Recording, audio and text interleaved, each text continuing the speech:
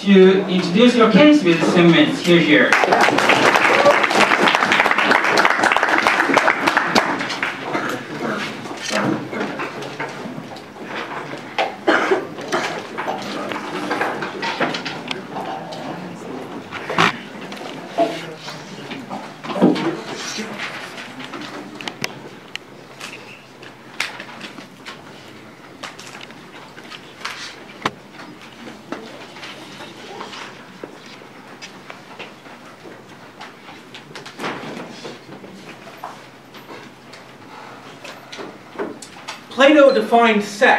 Plato defined lust as a kind of temporary insanity that causes us to act against our own interests. I'm going to put forward to you a similar definition today and say, on our side of the house, we would like humanity to have a return to rationality and an escape from this irrationality which causes us to make mistakes, to mess up our lives, and to, in general, lower our happiness and our standards of living. What am I going to bring you today? I'm going to tell you how sexual desire causes us to act against our own interests. I'm going to tell you how lust devalues the experience of love. And then I'm going to tell you how sexual desire leads to worse outcomes in terms of childbirth and worse outcomes in terms of marriage. And I'm going to explain them one by one. First, a little bit of definition. We think that lust here is the desire to have sex with someone like this. We all know what it is, right? You want to have sex with them really badly, and you'll do anything to do it, and you're an idiot, and you just can't stop yourself, and all you can think about is having sex with this person, and it's detached from other factors that might make you have that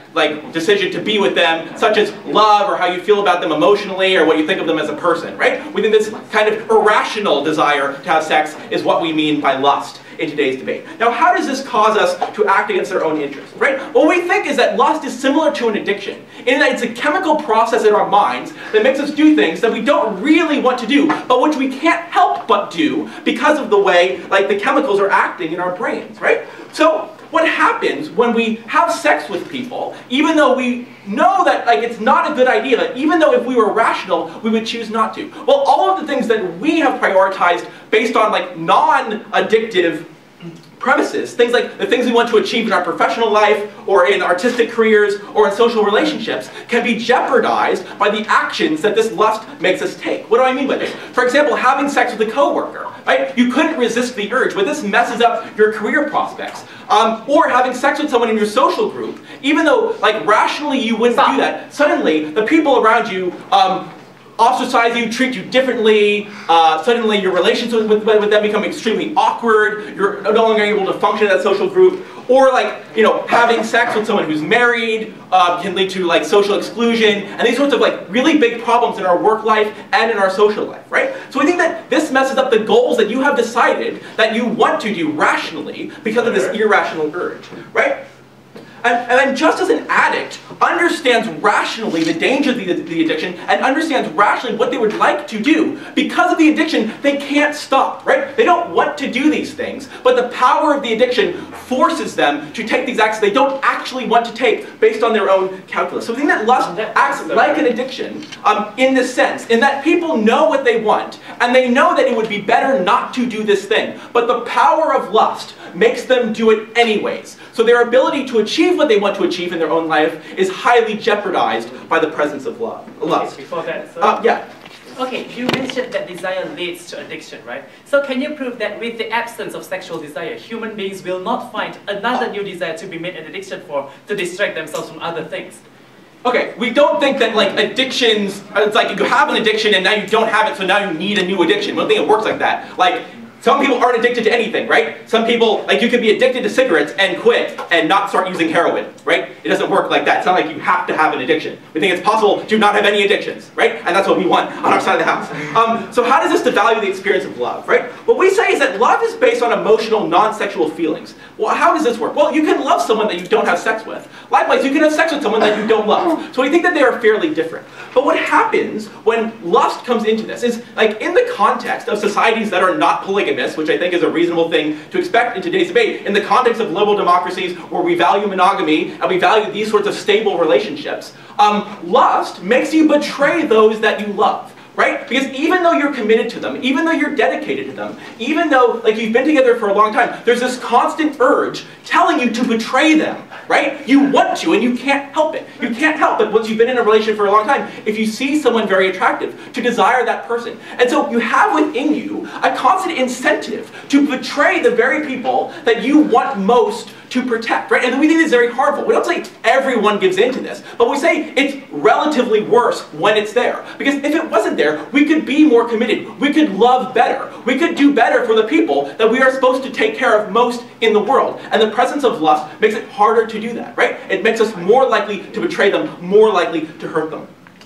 Now, how does this lead to worse outcomes in terms of marriage and families? What we say is we think the best situation, for example, for childbirth would be a rational decision onto when to have children, right? We think that people want to have children in the absence of lust. For example, I want to have kids in the future, right? And not because in this moment I'm sexually attracted to someone, right? So we think that these things are different. But the thing is that, like, if you happen to have unsafe sex, and even if you have safe sex, if like a mistake happens, right, you can have a child without meaning to, right? And you can't provide for this child in the same way, to the same quality that you could as if you had planned when to have that child, when you're financially stable, when you're mature enough and old enough and have enough experience to provide for them, when you can give a stable home to protect them and bring them up well. So I think the presence of lust leads to worse childbirth outcomes. And in this debate, like, they might try to say, like, without lust we won't have kids. We say that's not true. Like, we say people want kids despite lust. And like, whether or not more children or less children is like morally desirable, we don't think we can make that decision in this debate. What we can say, in terms of the individual, in terms of their ability to raise their child well, it's better if they're able to make a rational decision about when to have that child and whom to have that child with, rather than have this irrational urge which may make them have a child with someone they don't want to have a child with, or at a time in their life when they don't want to have that child, right? And furthermore, we think that this makes you marry the wrong person. For example, in our communities, in situations like where maybe sex before marriage is discouraged, or in these sorts of realities, right? Like, you may marry someone just because you want to have sex with them. You may not even know that that's the reason, right? But this lust is a major factor in your determination on whether to partner yourself with them. Likewise, if someone's really sexually attractive and you want to have sex with them all the time, like, your lust may be so powerful that even though you love someone else more emotionally, like, you want that person and you want to have sex with them a lot. So like, therefore you want to lock them down and marry them, right? So I think it makes you make relatively worse marriage decisions in the long run. And well, why is this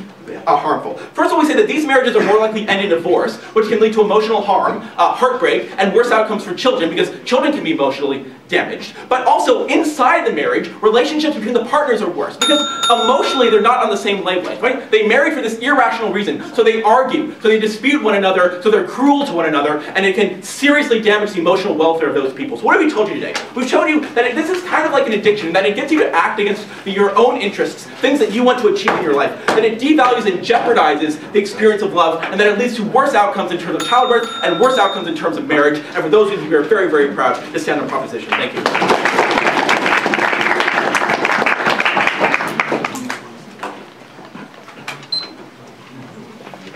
Thank you, Prime Minister. Now I'd like to invite the leader of opposition from 1A. Please come to the front and make a speech with the 7 minutes here.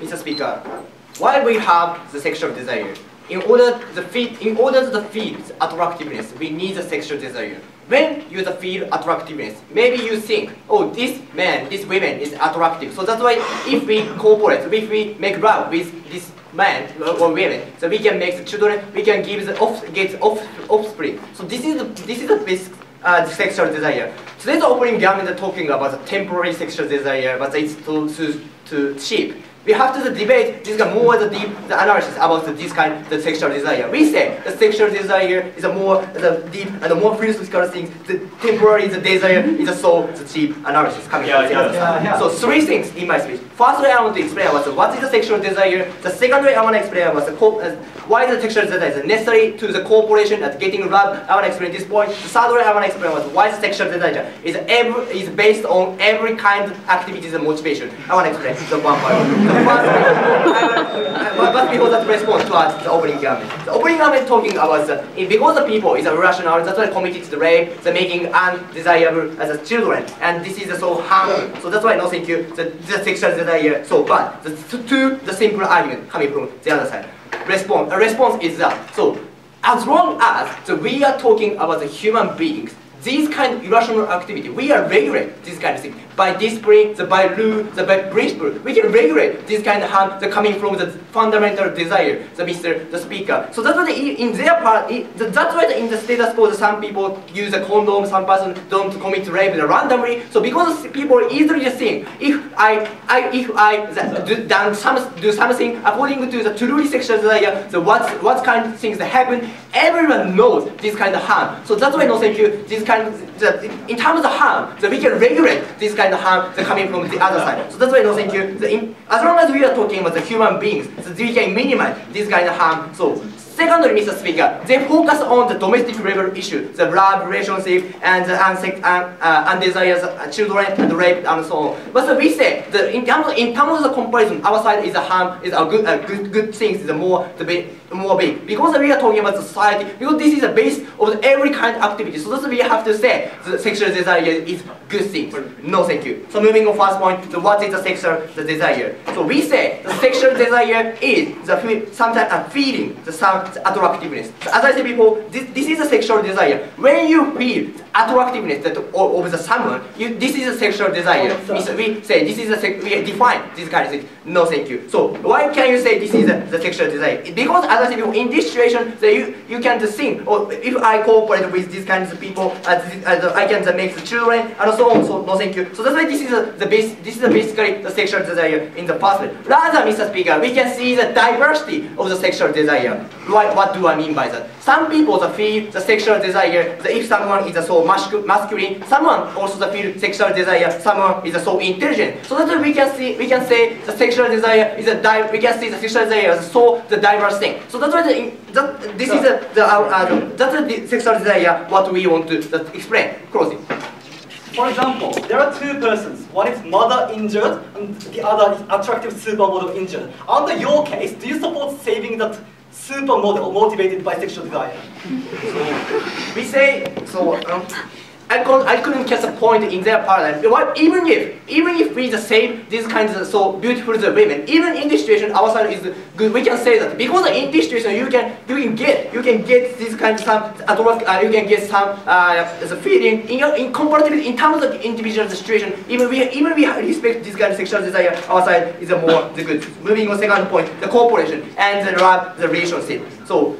As I said before, the love relationship, the sexual desire is some feeling, the attractiveness. So that's why this is the first step, Mr. Speaker. So in our paradigm, the all condition coming from the other side, based on the sexual desire, the love relationship, international social relationship, and these kind of things, every kind of things based on the sexual desire. Because you feel attractiveness, so that's why you have an incentive to cooperate with this kind of That's why sexual desire is the fundamental first place to cooperate with each other, the speaker. The second, Mr. Speaker, this sexual desire is beautiful. Why is that so? Because in this situation, you can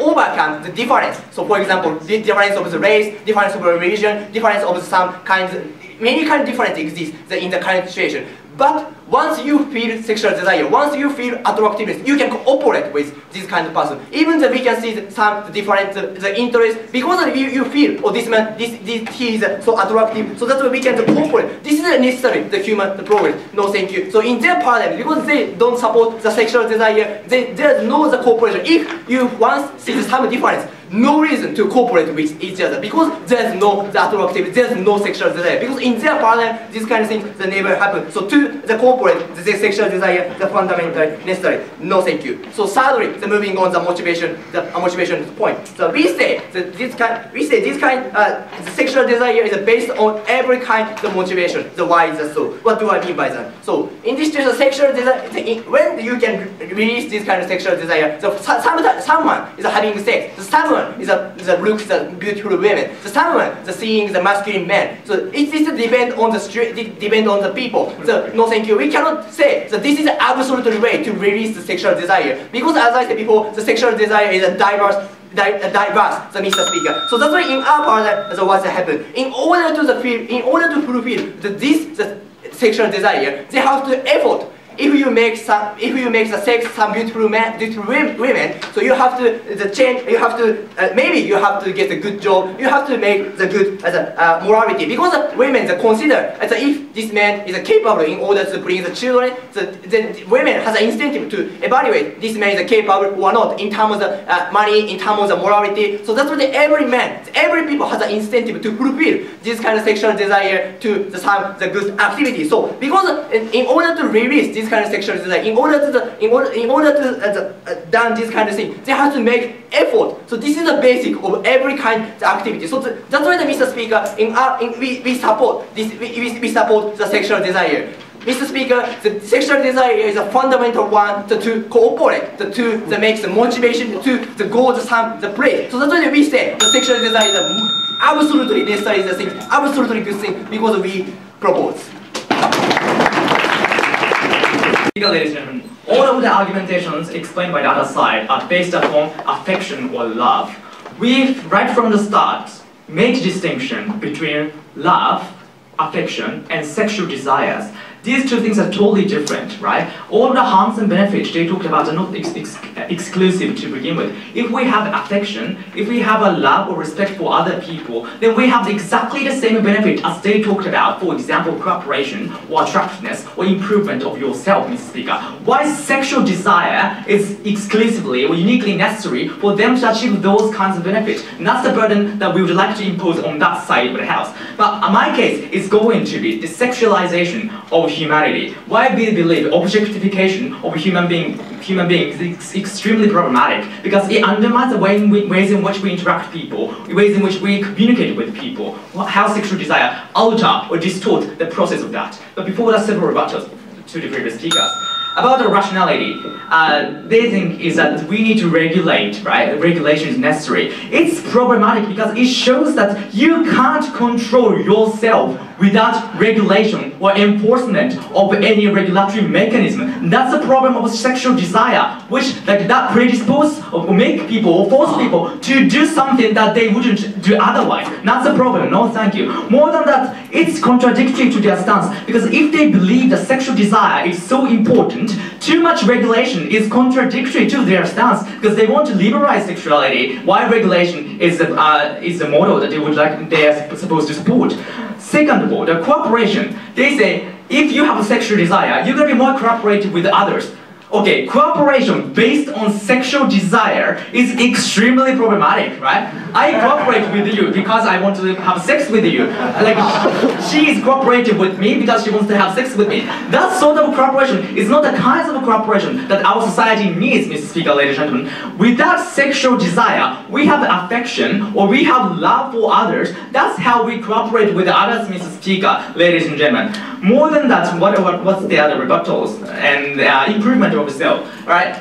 You want to attract others, right? Therefore, you have motives to improve yourself. That sounds beautiful, but it is not. Because you are improving yourself for others, and you are not necessarily improving yourself for yourself, Mr. Speaker, ladies and gentlemen. This kind of blindness prevents people from looking at what is really necessary for yourself, right? You are basically losing your own identity because of the blindness. And that's very problematic. For example, single peoples are still successful in society without seeking any sexual relationship with others, and that's a good thing, Mr. Speaker. Why sexual desire is necessary for human beings to make improvements, Mr. Speaker? We don't understand that. Let's move on to our case. this, in my case, the sexualization. Mr. Speaker, what we contend on this side of the house is sexual desires makes people to disentangle personality or humanity from individuals and see human beings as a mere sex tool, or if not tool, or sex imagery, right? And this is problematic because people are no longer seen as incomprehensible human beings when we have sexual desire, right? And that's problematic, especially with the two tangible harms here. One, the vulnerables are always victims of this sort of sexualization, right? Let's take a look at the history. Women were always victimized of the sexualization or subordination or objectification imposed upon men. So let's talk about pornography and prostitution. All those practices were commercialized in a very phallocentric way because all the customers were males, Mr. Speaker. There was a dominant narrative that the male customers needed this sort of services. That is why, Mr. Speaker, women have been historically exploited or subordinated in a very inhumane way, and we have no legitimacy to justify that. But because of the existence of sexual desire, that gives a cultural justification to sexualization. Because of the narrative, the sex is natural desire, and we all have, then somewhat these harms have been implicitly condoned or ignored, and that's the problem. So basically, all of us are complicit in perpetuating the sexualization, right? Because we don't notice that the vulnerables are exploited because we all have sexual desire, and that's the problem. There's no way whatever that we can make active response to this implicit sexualization that society somehow justifies because we have sexual desire. We all have sexual desire, and that's extremely problematic and repugnant. More than that, in the daily interaction, the sexual desire distorts and alters the ways in which we have interaction and communication with others. If you have sexual desire, you have a pernicious mindset in yourself. For example, boys try to talk to girls in a nightclub. That's a hookup culture. And boys always think that as a goal, they might have sexual intercourse.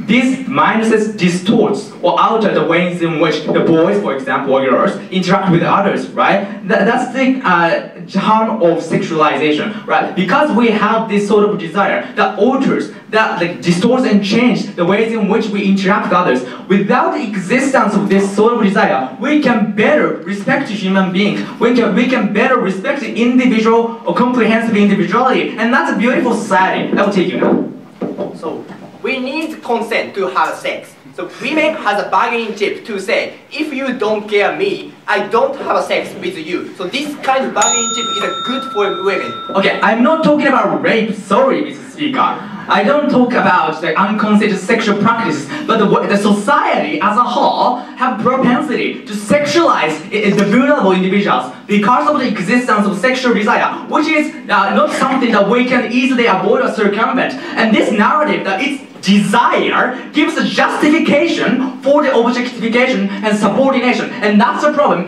Because it's desire, or people think it's innate to inherent or endemic to body or endemic to like organism or whatever, and people don't think that it's a genuine harm, and people don't notice the problem to begin with, and that's the genuine harm of sexualization, Mr. Speaker, ladies and gentlemen. Without sexualization, without sex desire, that we would have better interaction with society, we would have more respectful interaction and communication with the individual, and that's the kind of society that I genuinely want to live. We are happy to propose. Thank you.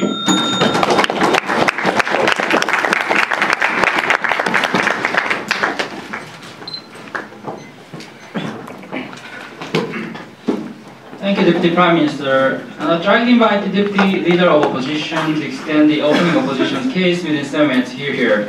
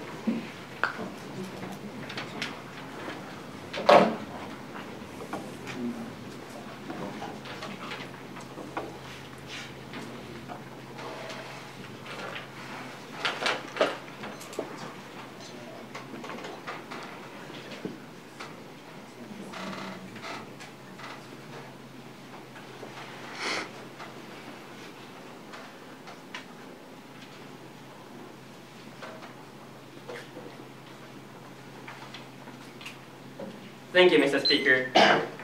We believe, Mr. Speaker, that the sexual desire is something fundamental for you to start to interact with other kind of people. And that is the other side trying to demonize this kind of process. But we say, Mr. Speaker, that is actually beautiful. And we say, Mr. Speaker, in order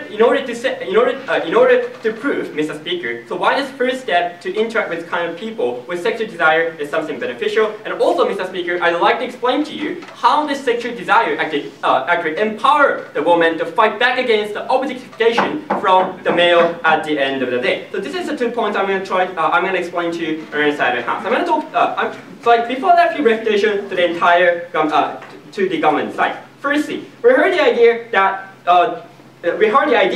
this kind of irrationality from sexual desire hurts the people. So they want to protect, Mr. Speaker, the form or the relationship. But my partner explained to you, they never tried to respond. Was that the idea, this kind of sexual desire can be the first step and initiate this kind of relationship. If you do not, Mr. Speaker, have a relationship such as like a people, such as like the different races or different religion, Mr. Speaker, if you are so rational, maybe you don't have like idea to interact with them. But if you have the sexual desire, maybe you see like other races women and you think that she is beautiful and you start to talk to this kind of the women. So like in this kind of case, the relationship starts. So Mr. Speaker, sexual desire can be initiated at the basis of the relationship in many cases, Mr. Speaker. That's why, Mr. Speaker, their benefit is not the mutually exclusive to our side of the house. Second of all, we heard the idea that actually sexual desire hurts the who loves, or actually like mess up the marriage and etc. Mr. Speaker. Very first place, Mr. Speaker, this kind of stuff can happen from the other kind of desire, such as like desire for the money, Mr. Speaker, or desire for the social status. Maybe you abandon your wife. Maybe you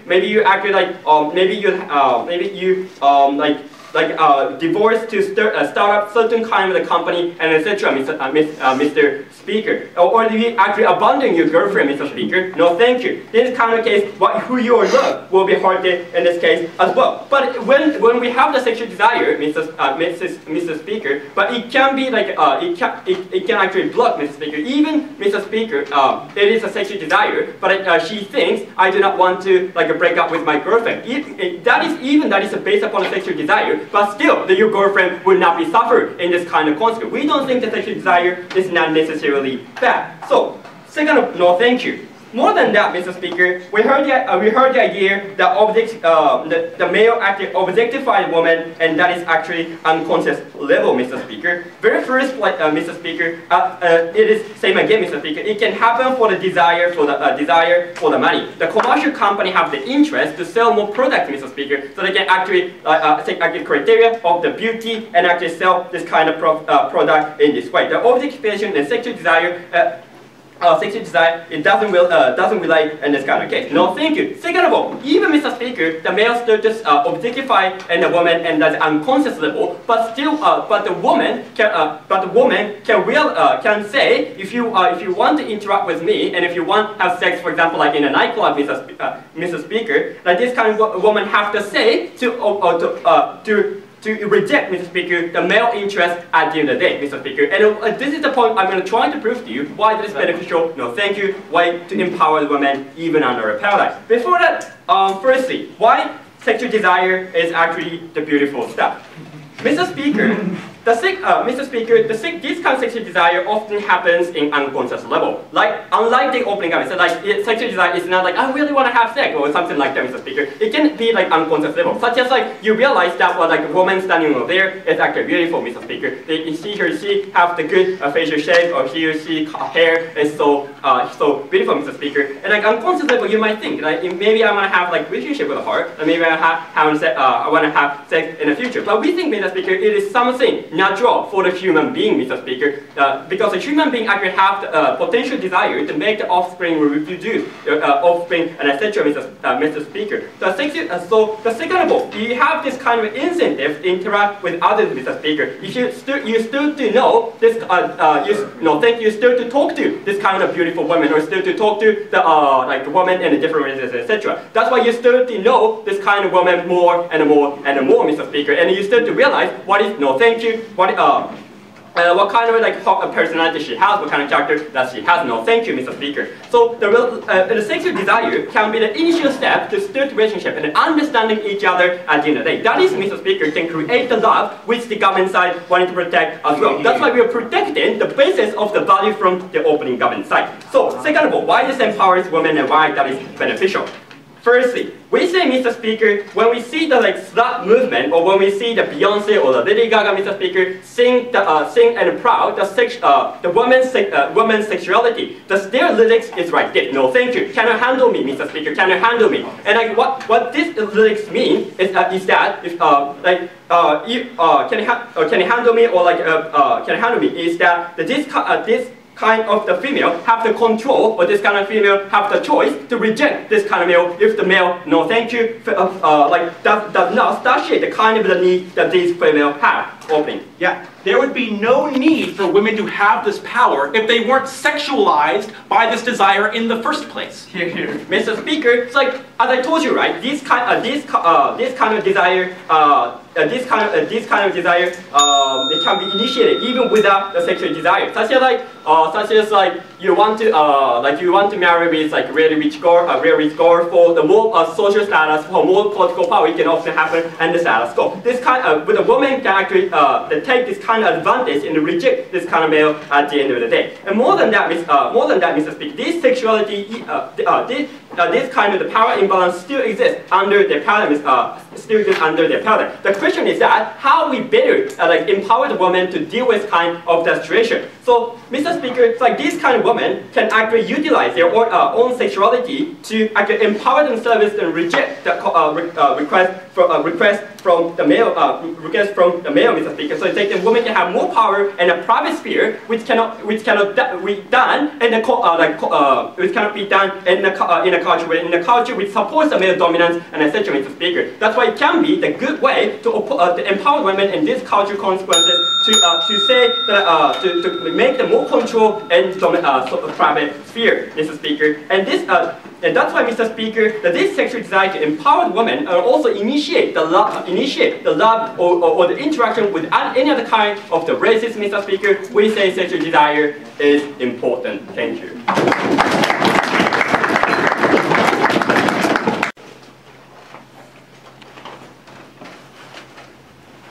There were two things which the opening up session I missed to characterize what actually the sexual desire is. One, what we have to realize is that they have never told us what is actually the innate benefit of the sexual desire itself. They have to actually connect it with some other sort of things, like for example cooperation and so forth. But what we have to realize is all the benefits that opening up has told us can be actually replaced by other sort of benefit and other sort of desire that people have, which is actually based under the rational calculations. But two, what we have to also realize, Mr. Speaker, is that we think there has to be a more idea what is actually going to be a benefit of the sexual desire itself, what is actually the harm that is innate to the sexual desire itself, and that we're going to focus on this debate. Because what also the opening competition have missed in this debate is sexual desire is not something you can actually take a control in and utilize it to make a cooperation and so forth, right? We agree contend on the side government bench. Sexual desire is something, an extremely strong, subjective, uncontrollable desire that you can have inside our bodies, which is not going to be beneficial, which can be used as a tool. We think this uncontrollable, powerful desire is actually going to damage your life, damage their freedom, and actually damage their cooperation within your entire private families. That's what we're going to propose this motion. So, two things from my speech. Firstly,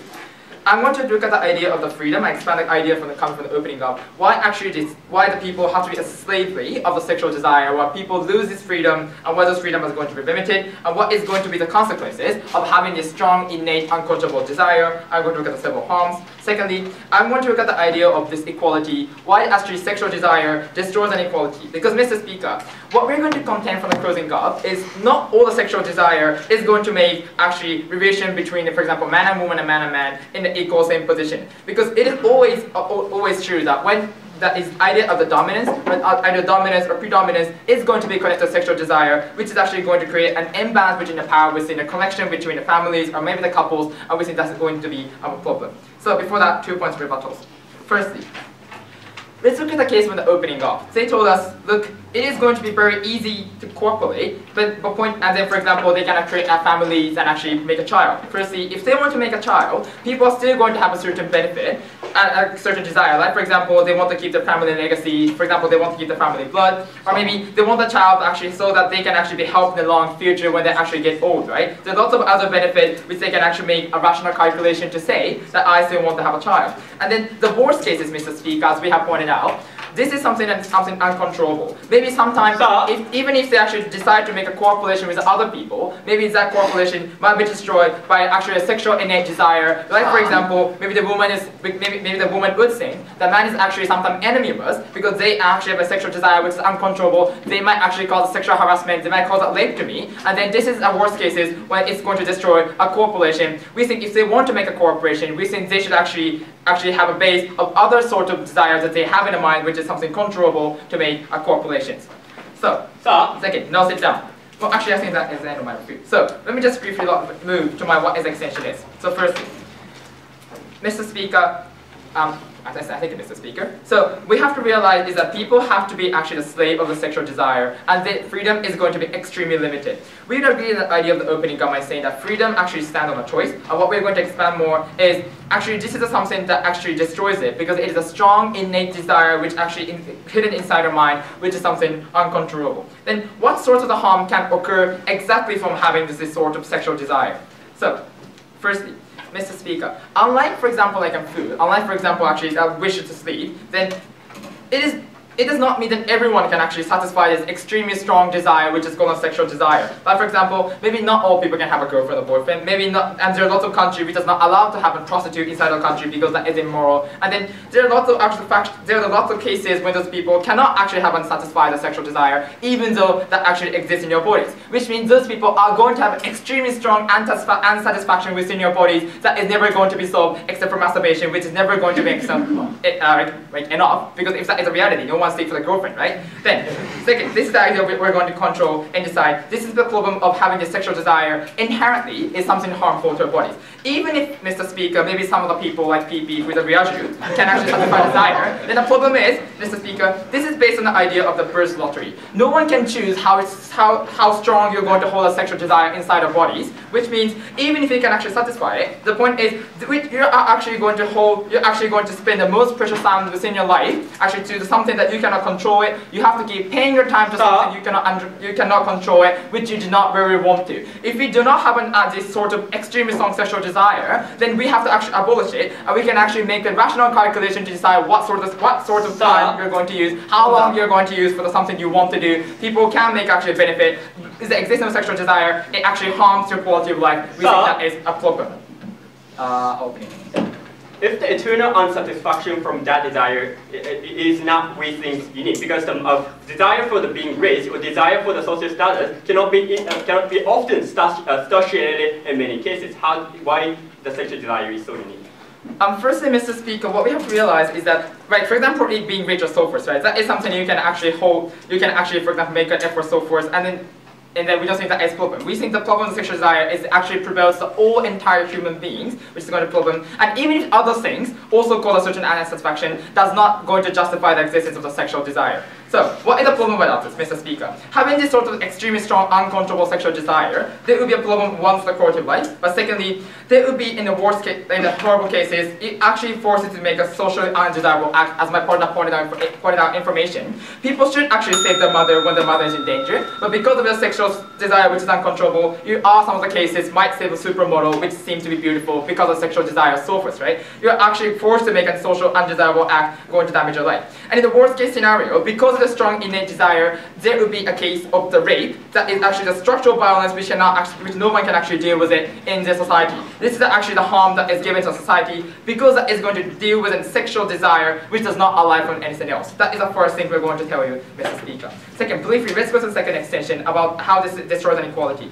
Mr. Speaker, we have to realize that sexual desire does not always make a relationship between a man and woman, which is why man and woman is easy, not I'm just going to be offensive. Then, what we have to realize is there will be always that idea of the sadomasochistic dominance, regardless of degree, and between the people and people. Which means if once those people opt into the relationship, they would actually normalize the idea of this actually being a sadistic, I think, is something good, and actually some people opt into the idea of the masochistic is something good. Then which means those two people are going to make a relationship based on a certain dominance which is going to be normalized as something good, which means if that's going to be deal, then if the certain problem happens, like for example rape, like for example sexual harassment, one of the people are not going to be deal with it because they already have an idea of being predominant by certain people, then have a power imbalance in there, which is not going to be able to deal with it, and if they can do it, it is going to take a long time. So, Madam Speaker, I think Mr. Speaker, sorry.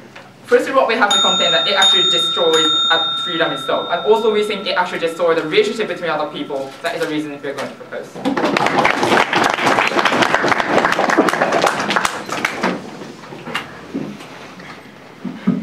Thank you, Member of Government. Now I try to invite the Member of Opposition to introduce your case with the summit from Ban Kia-o.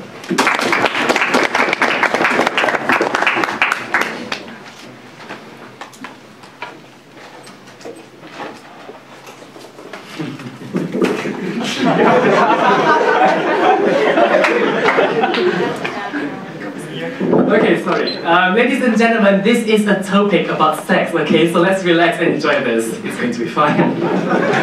Okay, first of all, I'd like to talk about, I have 3 extensions today. First thing is about why reproduction and hence sexual drive is important for human beings. Secondly, I'm going to talk about why without a sexual drive, nobody will be likely to have sex and thus reproduce. And thirdly, I'm going to talk about how without this primal desire of having sex, there will be an increased competition to fulfill other primal desires, which is going to be bad for human beings. But before I move on to all those delicious stuff, let us start with the reputations, right? See, the entire government bench's argument hinges on this one point, you know, that this sexual desire is just an addiction that detracts you from this life that you should fulfill for this enjoyment and stuff, right? Now, Mr. Speaker, one thing that we have questioned in the POI was that supposing that all desires can be an addiction, right? Why are you not addicted to other stuff when you have no sexual desire? To which Thomas explained that, you know, it doesn't automatically mean that you have to have an addiction. Exactly, ladies and gentlemen, you do not actually need to have an addiction. Who are they to assume that your sexual desire is all a sexual addiction? Who are they to assume that you all coming here to Kobe today is because you don't have any other soft interests in your life, ladies and gentlemen? You came to Kobe 2 days sitting in a debate competition. If you are all sexually addicted, you should have gone home earlier and bang your boys or girlfriends, ladies and gentlemen. What are you doing here if you're so sexually addicted, right? This is why we can disprove that you can fulfill your interest in life even though you have a sexual desire. I can come here and debate. If my girlfriend asks me to have sex and I have a debate competition, I will choose the debate competition. I'm sorry, my hypothetical girlfriend. So that is first refutation, right? Secondly, about the objectification or other sorts of rape, sadomasochism that they explained. Well, ladies and gentlemen, we believe that one, the problem of objectification is the problem of the human culture, not necessarily a product of the human sex drive itself, right? Because without the sex drive, right, we can still have other sorts, you know, depending on the country, first of all, depending on the culture, it might not be a phallus-centric sexual objectification. It might be something else, ladies and gentlemen. But also we need to consider that depending on the culture, right? Even without sexual desire, there are all sorts of other objectifications, monetary objectifications, making humans some sort of commodity in, like, say, slavery or like labor work or some sort. Come on, let's be real. Any sort of desire, any sort of culture can make objectification, and it is not unique to sexual drive, right? But most importantly, no thank you, most importantly is that any sort of this harm that they mention in the government bench, can they be overcome by human beings? We believe the answer is yes. Human beings have the ingenuity, have the resources to actually tackle these problems. They can handle, they can make security forces, they can make a community that is condemning all sorts of objectification or rapes and so on, which is why human beings are wonderful, and they do not need to fear to be slaves of these sexual drives, unlike what they want you to believe, ladies and gentlemen. Before I move on to my extensions, yes, opening. Okay, this is not an exclusivity debate. As long as we can show that sexual desire brings harms, it doesn't matter if there are other things in the world that also bring harms. Oh, but I can show you how without sexual drive is actually going to create more harm in my third argument. But I'm going to explain that later, right? I'm going to start methodically. I'm going to start with why reproduction is important for human being, right? Ladies and gentlemen, we believe that human beings in its nature, as how the opening government and closing government has mentioned, needs to create. They need to be creative. They are smart, they're intuitive. We are animals that have this unique gift of being creative. And for that reason, we need to have a number. We need to create by number, ladies and gentlemen. We cannot be alone, we cannot be by ourselves without, you know, this sort of like creativity overflowing from everywhere throughout the world. Which is why we need number, we need reproduction in the first place. Because human beings cannot function properly, either creatively or socially, without members of the same species. Which is why I believe that reproduction is a very inherent being of being human. Because you are human by interacting with other humans, you are human by having more humans. And we believe that we should not let it die down. Which is why the existence of sexual drive as a catalyst to reproduction is important, right? Now, second argument would be why without sexual drive nobody would like to have sex. Okay, Thomas explained in the opening government that, you know, well, people will still have to, you know, they also have children even though they have the sexual drive. Okay, let me ask you very simply, ladies and gentlemen, or let me make this statement first.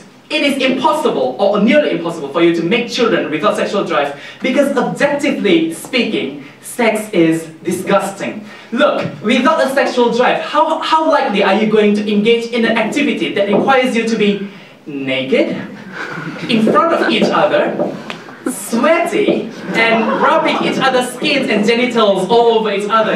How likely are you going to engage that? Let's assume that, ladies and gentlemen, no thank you. Let's assume that you are all heterosexual individuals, let's assume, right? How likely are you going to engage in a sexual activity with members of the same sex then? Without that sexual drive with the same sex, how likely are you going to have those homosexual sex? You're not likely going to, right? There's the same situation. In a human being, if you do not have any sort of sexual drive to procreate, to reproduce, how likely are you going to engage in that activity, that disgusting activity that includes a lot of fluids and body odor? No, you wouldn't want to, ladies and gentlemen. That is why without sexual drive, human beings are likely not able to reproduce, which is why it's going to become a panda situation, right, where we become an endangered species, where they refuse to, you know, screw each other to save its own species, right? That is the thing. Without sexual drive, you cannot save humanity, and you cannot allow humanity to fulfill its maximum potential of, you know, being creative and having, you know, like being social. I'll take closing. If the family thought they want to keep the legacy in blood, and if they thought they want the children in a long future to sustain their lives, don't you think that is going to be enough reason to actually have a child without sexual desire here?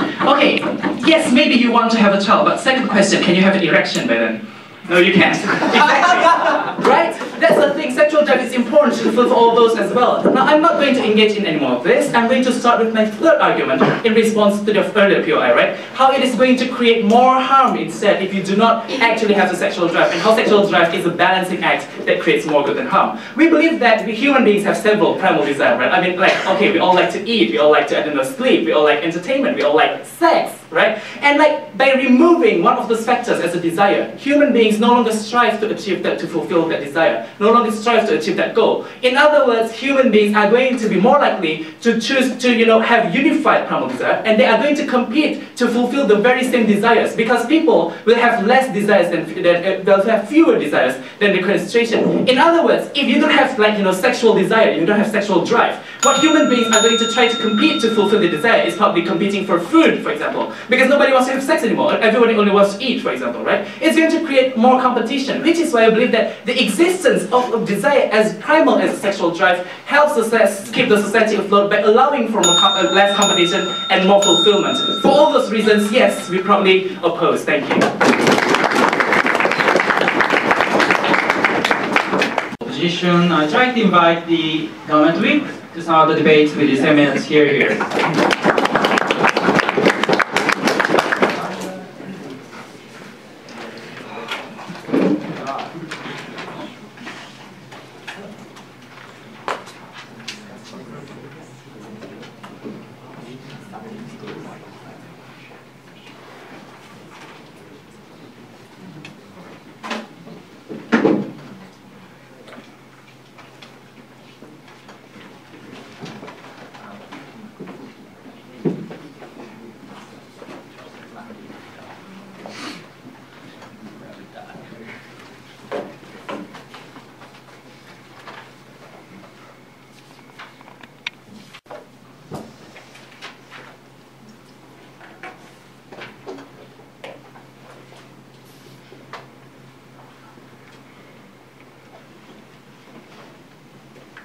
So before starting my case, I apologize because I might have to say arguments that might sound shocking to some of you guys.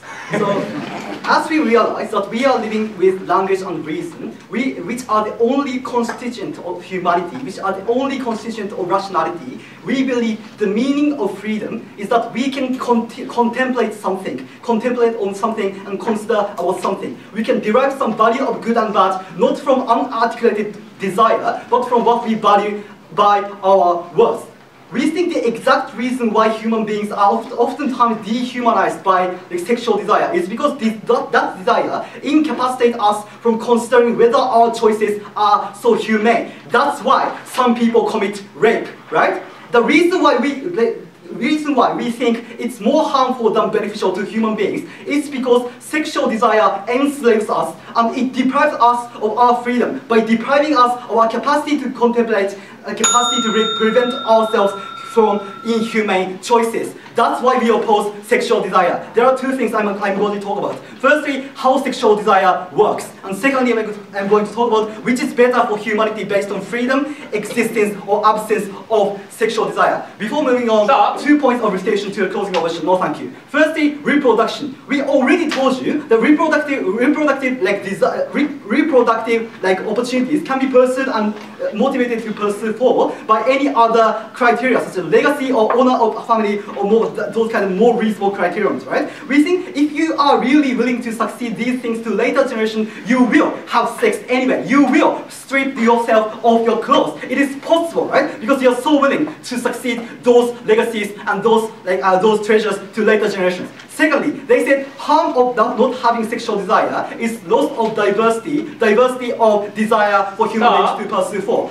What's wrong with that loss of diversity when some desire damages someone, right? Importance of diversity itself was not at all explained in opposition's case, and that is the worst damage to the entire opposition's case. So firstly, how sexual desire works. Clothing garment analyzed the worst way in which sexual desire works. It might sound shocking to you. Sorry, rape. And we also analyzed the reason why sometimes human beings commit this inhumane action. It is because of the nature of sexual desire. So what is the nature of sexual desire? It's big.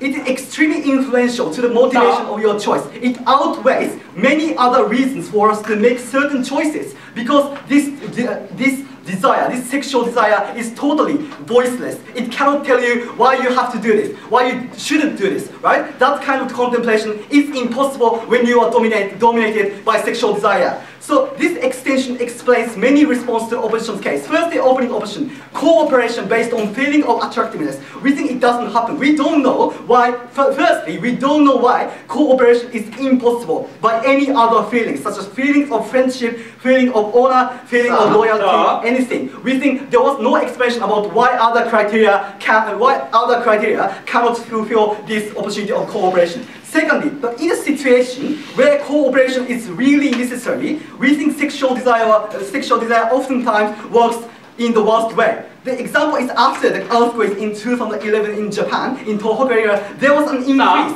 in a rate of sexual abuse in those areas, right?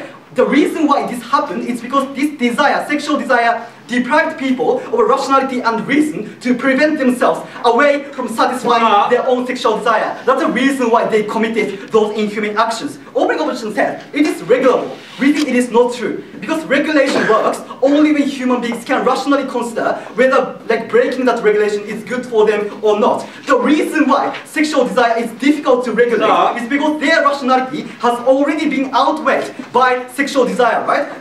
That is the reason why, for example, the rape in Nanking massacre or rape in Auschwitz in those prisons occurred, which would not have occurred if there had not been for sexual desire that outweighed any other rationality of human beings, right? We think the reason why people were dehumanized is because they were caught up in sexual desire that forced them to rape someone else, that forced them to degrade someone else's humanity. So how does sexual desire work? I conclude. It forces you to be dominated by the feeling to want to have sex. Because the definition of sexual desire in the first place is something to be satisfied by having sexual intercourse, right? And you can't opt out of it. Therefore, you are going to commit those inhuman actions. That is how sexual desire works in the worst ways. Closing. Okay, so look, what you're explaining right now doesn't match the reality. We are not rapists all over here, right? What I'm talking about is that if people cannot escape that, they'll try to find a way to escape that without harming their humanity. Why can you accuse everyone in this room of capable of raping, Mr. Speaker?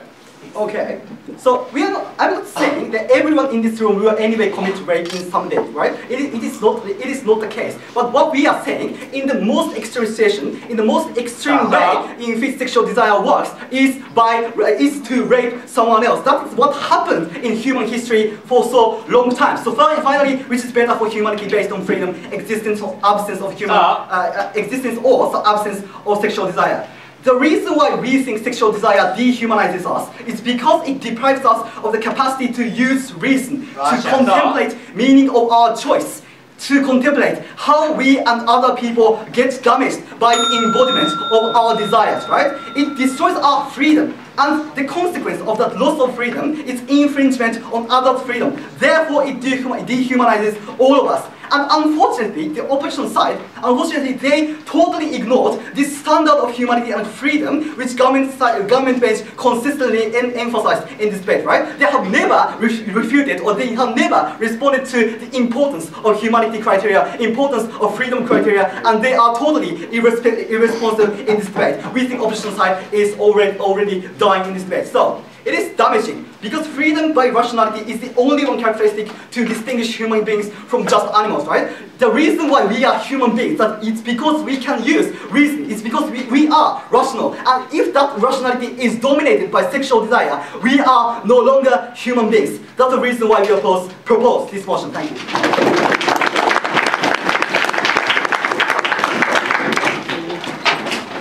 Invite the last speaker in this Rules Lockup 2013 opposition whip. Please make your statement 7 minutes here.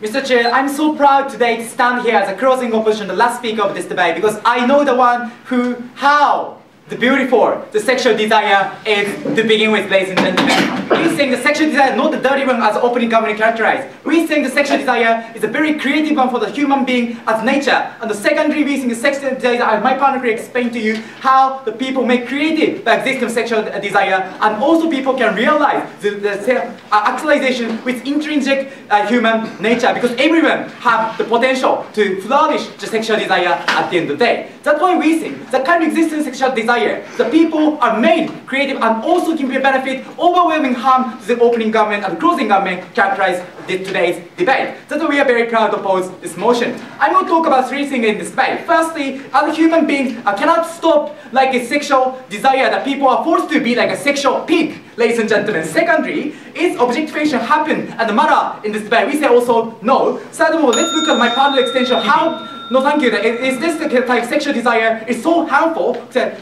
which overwhelm the benefit coming from sexual desire? We say the benefit can be overwhelmed in the human nature in this context of today's debate. So let's move on to the first issue. Is a human being cannot stop sexual desire? Opening, I will try to explain to you that sexual desire cannot stop this because a human being cannot stop.